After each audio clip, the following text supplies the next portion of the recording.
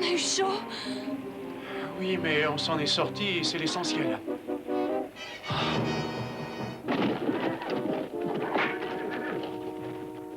Escorte le garçon à la ville. Vous avez trouvé les autres espions? On les a suivis jusqu'à la rivière. Ils ont dû se noyer. Je suis vraiment désolé pour cette méprise. Mais nous, Israélites, nous devons toujours nous méfier de tout. Qui étaient ces soldats? Des Cananéens de Jéricho. Ce qui veut dire que tu vas bientôt retrouver ton ami. Car aujourd'hui, nous marcherons sur Jéricho. Et nous allons la prendre. Ça, c'est une bonne nouvelle. Ah, si seulement Moïse était toujours vivant pour voir ça. Mais nous avons un autre grand guide. Et Moïse lui-même l'a choisi. C'est Josué. Enfants d'Israël, pendant 40 ans, nous avons erré dans le désert. Aujourd'hui, nos souffrances prennent fin. Comme Dieu nous en a fait la promesse, nous traverserons enfin le Jourdain et nous trouverons la terre promise. Et vous, prêtres, hommes de Lévi, vous nous guiderez. Vous porterez l'arche d'alliance et montrerez le chemin à votre peuple. Ça alors, ce coffre contient les 10 commandements. Oh, c'est extraordinaire. Pourquoi le laisse-t-il en tête du cortège? Sans soldats en escorte, ils vont se le faire prendre. Mais Josué nous a dit que Dieu a commandé de procéder de la sorte.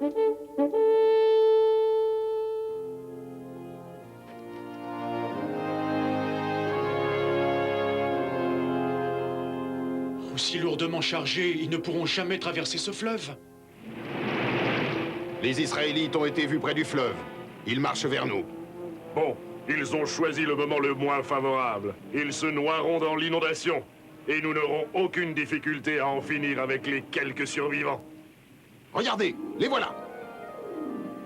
4 hommes seulement? Et sans un seul soldat?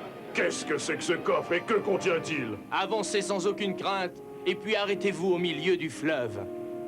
En plein courant, avec ce coffre, ils n'y arriveront jamais. Je n'arrive pas à le croire, le fleuve se retire. Le fleuve baisse. Il ne se mouille même pas. Ce n'est là qu'un phénomène passager.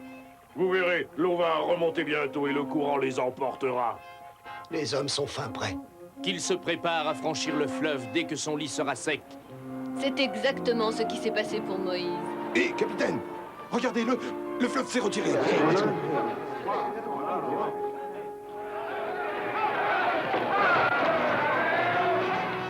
Ils attaquent.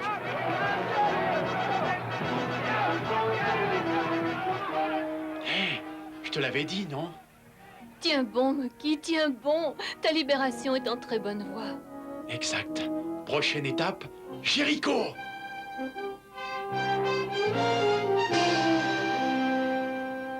Vous savez, les Israélites ont franchi le fleuve et viennent vers nous. Ils peuvent bien traverser tous les fleuves du monde, hé! Ils ne passeront jamais ces murs. Allez, vous autres, retournez au travail. Il n'y a pas de doute, nous sommes bien en terre promise. Regardez comme c'est vert, fertile. Nos familles s'épanouiront et prospéreront ici. Jéricho est encore loin? Oh, environ à 1 lieue derrière ces collines. Donc vos soldats pourraient l'atteindre très vite. Et nous pourrons cultiver la terre et faire de l'élevage. Siméon, mais en ce qui concerne Jéricho. Il nous était interdit de continuer la progression. Vous n'allez plus à Jéricho? Josué vient de décider que tous nos prêtres devaient prendre le temps de célébrer le culte. Le culte? Et ensuite, nous fêterons la Pâque. Et c'est pourquoi nous devons préparer du pain sans levain. On devrait pouvoir partir dans 3 ou 4 jours. 3 ou 4 jours? Pourquoi n'attaquent-ils pas? Ils ont franchi le fleuve il y a déjà 3 jours. Alors, capitaine? Un de nos espions vient d'arriver du camp des Israélites. Fort bien, fort bien. Et par où attaqueront-ils?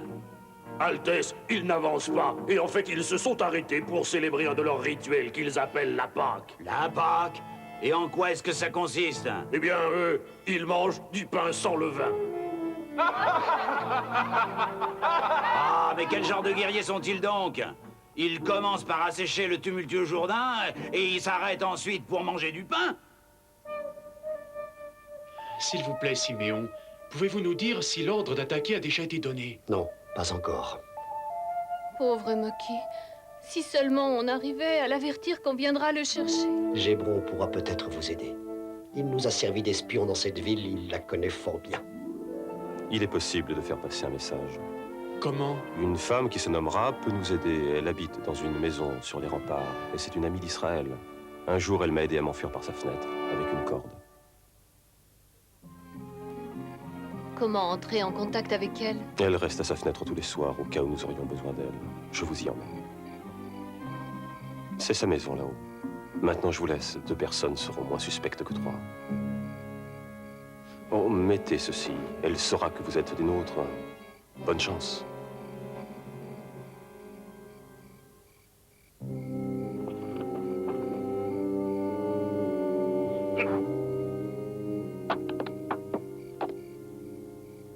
C'est pas la grande forme. Essayons encore. Hein? Israël?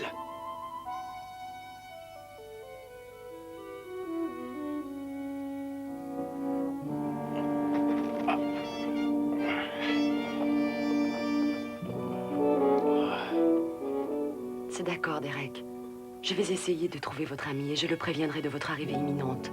Nous serons dans cette bergerie. Contacte-nous avec un miroir. 1 éclair voudra dire que tu ne l'auras pas trouvé, 2 que tu l'as vu et 3 qu'il va bien. Très bien, mais quand aura lieu l'attaque? Ça, je voudrais bien le savoir.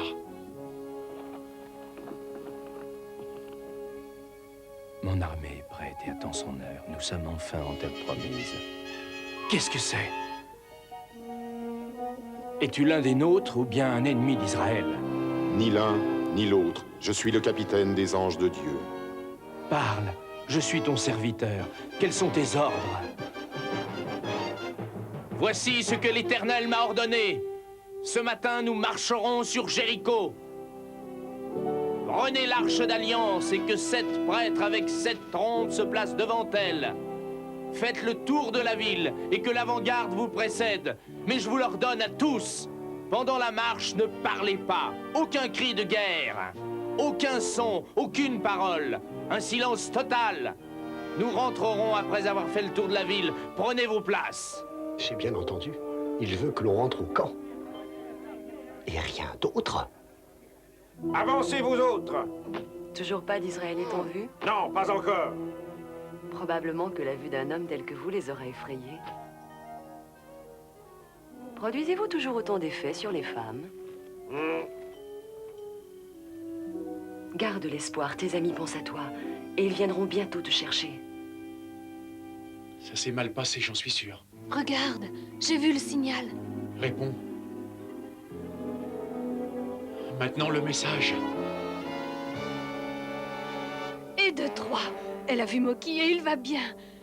Ah, ça fait plaisir de l'apprendre.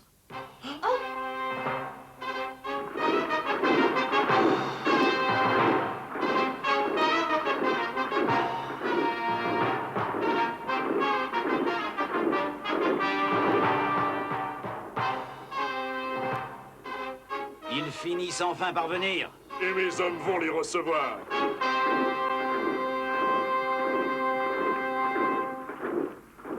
Pourquoi sont-ils aussi silencieux et que transportent-ils? J'en sais rien du tout. Ils l'avaient déjà quand le fleuve s'est desséché. Sorcellerie? Magie?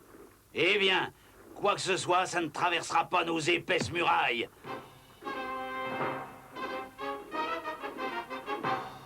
Regarde, ils se contentent d'avancer. Ça ressemble à un simple défilé. Si seulement nos lances pouvaient les atteindre. Seigneur, regarde, ils rebroussent chemin. Une retraite? Avant même d'avoir engagé le combat, l'épaisseur de nos murs les aura découragés.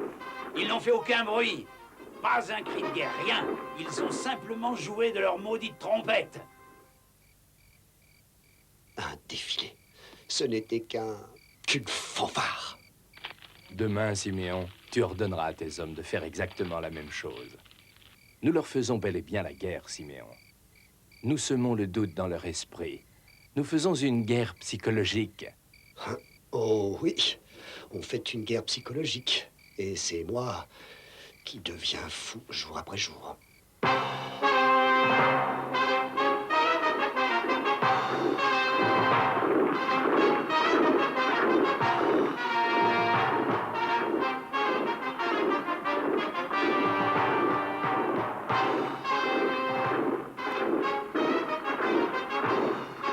Qu'est-ce qu'ils font maintenant? Ils marchent. Ah, ils marchent. Ils ont fait une fois le tour de la ville, et maintenant ils repartent vers leur camp. Mon roi, si je peux me permettre une suggestion, nos espions ont dressé ce plan du camp israélite. On peut les attaquer. Mais c'est peut-être cela qu'ils veulent que nous fassions, que nous tentions une sortie en dehors de nos murs. Mais peut-être pensent-ils qu'on n'attaquera jamais. Et alors, peut-être bien qu'ils pensent que nous pensons, qu'ils penseraient que nous ne penserions jamais que... Oh, que veulent-ils donc faire? Ah!